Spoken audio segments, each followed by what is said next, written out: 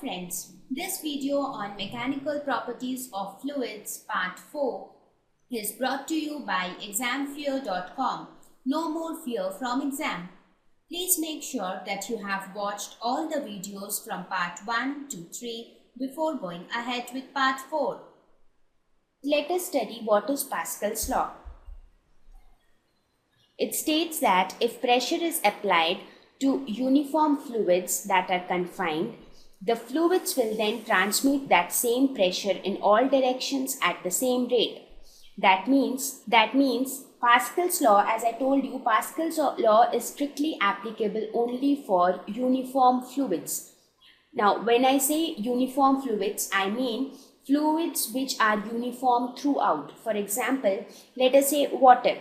If a vessel consists of water, it is uniform throughout because it uniformly consists of only one type of fluid. Similarly, if we say a mixture of water and oil, that is not uniform because the uniformity is not throughout. So it consists of two different fluids. So when we talk of Pascal's law, it has to be uniform fluids that are confined. Confined means the fluid is restricted to be present, or the fluid can be present only within a certain range.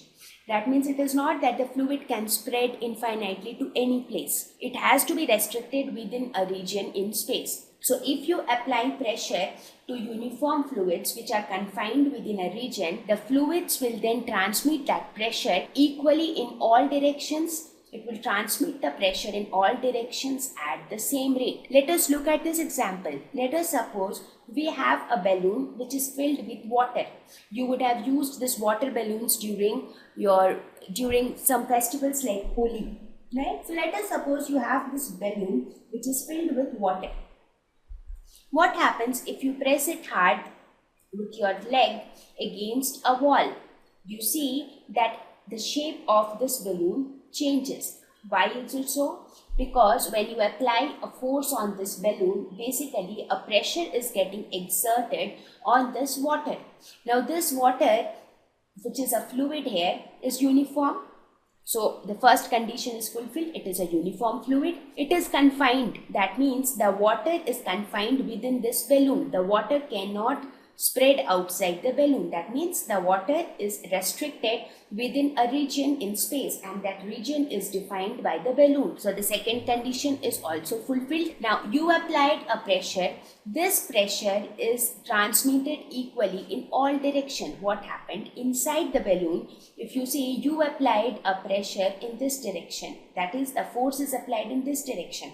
Now this fluid, that is water, transmitted this pressure in all direction, in this direction, this direction. That is why you see that the balloon gets inflated along all directions possible. That means you applied a pressure which was equally transmitted in all other directions by the fluid.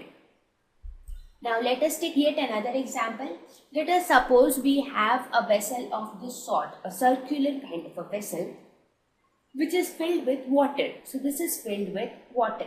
Now we have 4 openings on this vessel, and at the 4 openings we have 4 pistons attached. I hope all of you are aware of what is a piston. A piston is nothing but it is a movable thing which can be moved up and down to exert pressure on something. If you see, it is somewhat of something of this sort, a handle kind of a thing which is movable over this surface. You can move this inwards, you can move this outward, something of that sort. So in this case we have water here. This vessel is completely filled with water. Now what we will do is we will apply a force in this direction. We will push this piston inward, and what do we observe? We observe that as this piston is moved inward, all the other pistons are moved outwards. Why is it so? Because when you move this piston inwards, when this piston moves inwards, a pressure is exerted on the water. Now water transmits this pressure in all directions. Now how do we know that it is transmitting the pressure in all directions?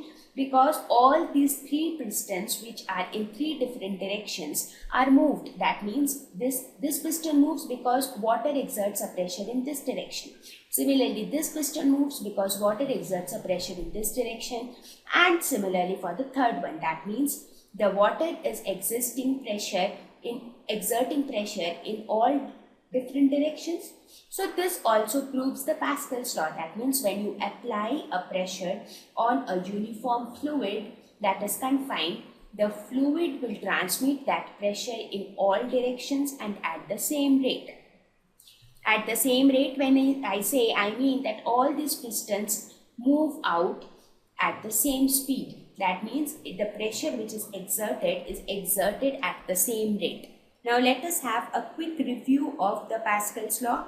It says that for a uniform fluid in equilibrium, pressure is same at all points in a horizontal plane. That means if you have a fluid which is in equilibrium, that means it is under no net force. There is no net force acting on the fluid. So if there is no net force acting on the fluid, in that case, the pressure is same at all points in a horizontal plane. So in a horizontal plane, pressure would be the same. Why do we say that in a horizontal plane? Because just after some time we will see that pressure is dependent on height. So pressure will vary with height. So here we are specifically mentioning that let us consider that everything is at the same height. In that case, if we have a fluid which is uniform and in equilibrium, then pressure will be same at all the points. A fluid moves due to differences in pressure. That means, let us suppose if I say that water moves from point A to point B, that means the pressure at point A is more than pressure at point B. Let us suppose this is point A, this is point B. Now if I say that water moves from point A to point B, that means pressure at point A is greater than pressure at point B. Therefore, it moves from higher pressure to lower pressure. So any fluid will move only if there is a difference in pressure.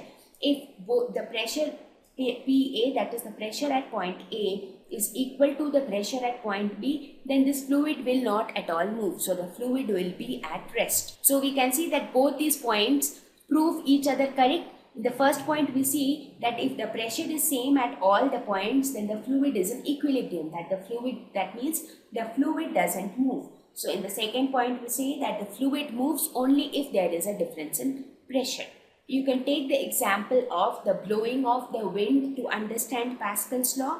Even in case of the wind blow, why does the wind blows? It basically blows. Wind is again, it is nothing but air blowing, right? So air is nothing but again a fluid which is capable of moving. Now, so air moves because of differences in pressure. So it moves from regions of higher pressure to regions of lower pressure. If there is no difference of pressure, then there will be no movement of air.